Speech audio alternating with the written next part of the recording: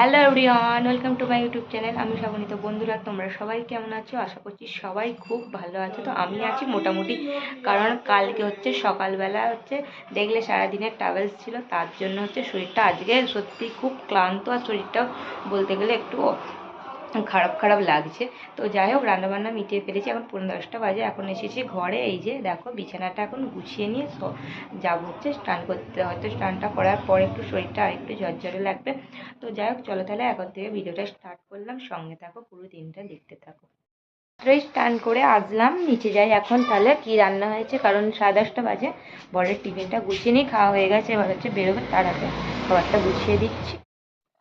এখানে আজকে রান্না করেছি মাছের তেল দিয়ে আলু চিচিঙ্গা দিয়ে তরকারি। আর এখানে দেখো, ফুলকপি আলু দিয়ে জ্যান্ত মাছের ঝোল করেছিলাম। আর এখানে অল্প মাছের তেল দেখো ভেজেও রেখেছি, কারণ আমার বর কিন্তু এই মাছের তেল ভাজা খেতে খুব ভালোবাসে।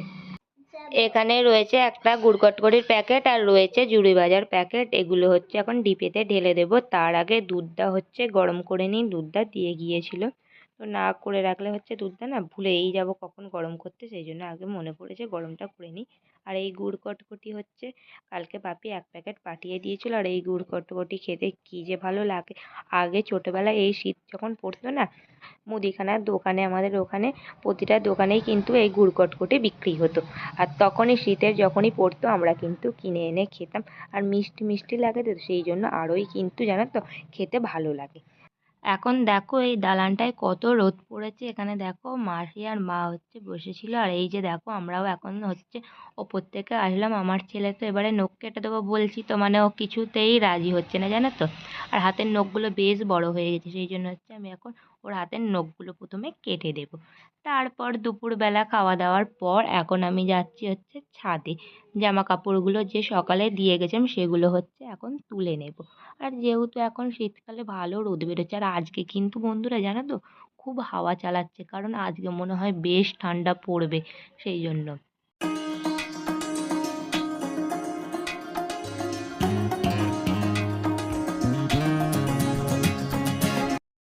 জামা কাপড় ছিল না, এই যে দেখো দুটো আছে। কালকে যে ঘুরে আসলাম না, আছে জামা কাপড় ধোয়ার মতো যে আছে, কিন্তু আজকে আর ধুয়ে দিইনি। আজকে সত্যি খুব শরীরটা অসুস্থ লাগছে। সেই যে কালকে আসার পর থেকে না, কালকে যেহেতু গরমেতে না এরকম শরীরটা এতটাই আজকে খারাপ খারাপ লাগছে, সেই জন্য সেগুলো আর ধুয়ে দিইনি। সেই জন্য আর কালকে ধুয়ে দেবো ভাবছিলাম। তো আজকে তবু এখনও একটু হালকা, একটু বেলার দিকে ঠিক ছিল, আবার এখন খাওয়া দাওয়ার পর আবার যেন সেই সকালকার মতোই কিন্তু হচ্ছে। তো কিছু করলে আগে ঘুমিয়ে নিই একটু, তো ঘুমিয়ে নেওয়ার পর যদি একটু ঠিক হয়। কালকে ঘুমও তো ঠিকঠাক করে হয়নি। আর ওই যে কালকে যেহেতু ঘুম ঠিকঠাক করে হয়নি, সেই 1:30 থেকে পেটে একটু লাগছিল। ঘুম থেকে উঠে পড়েছিলাম সেই 3টে গিয়ে ঘুমিয়েছিলাম, জানো তো। এই নিয়ে না ভালো করে ঘুমাই না, শরীরটা ভালো লাগছে না।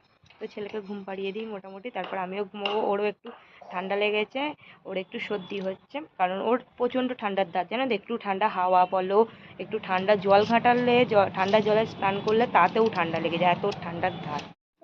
দিদি জামাইবাবু ছিল মায়েদের ওখানে, দেখো এখন ওরা বাড়ি যাচ্ছে। সেই পথে মা কিছু জিনিস দিদির হাত দিয়ে পাঠিয়ে দিয়েছিল আমাদের জন্য। তো সেটাই দেখো এখন দিয়ে গিয়েছিল। তো সেগুলো এখন আর ঢালবো না, সন্ধ্যাবেলায় বের করবো। এখন রেখে দিই, রেখে একটু উপরে ঘুমাতে যাই। এখনই মাত্র আমি এখন দেখো বিকালে ঘুম থেকে উঠেছি। এখন বাজে ঘড়িতে 4:45। আর আমি তো উঠে পড়েছি, আমার ছেলেকে ডাকছি, দেখো ও এখনো পর্যন্ত ঘুমিয়ে যাচ্ছে। তো এখন একটু থাক, 5টার সময় আসি, এসে টেনে তুলবো ঘুম থেকে। আর বাইরে ঘুম থেকে যখন উঠলাম, কি ঠান্ডা লাগছে, মানে আজকে এত ঠান্ডা পড়ছে।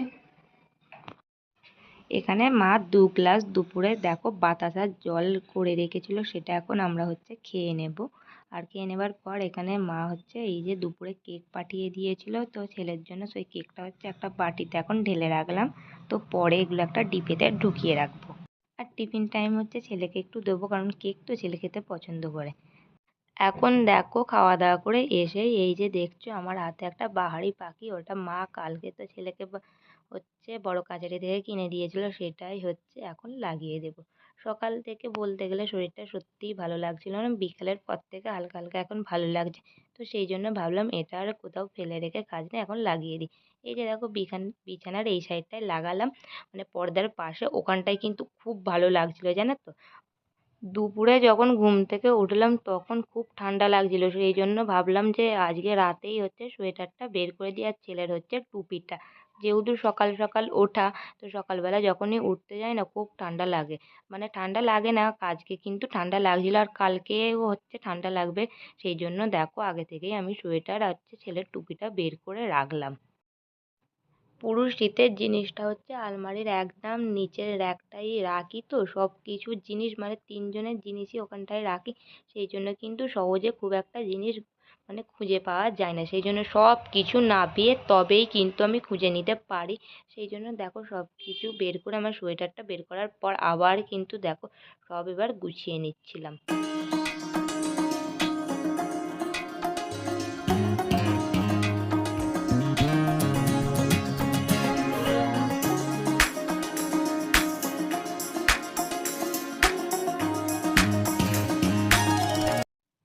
এখন আমার ছেলের হাতে যে খেলনাটা দেখছো দেখো, একটা স্কুটি।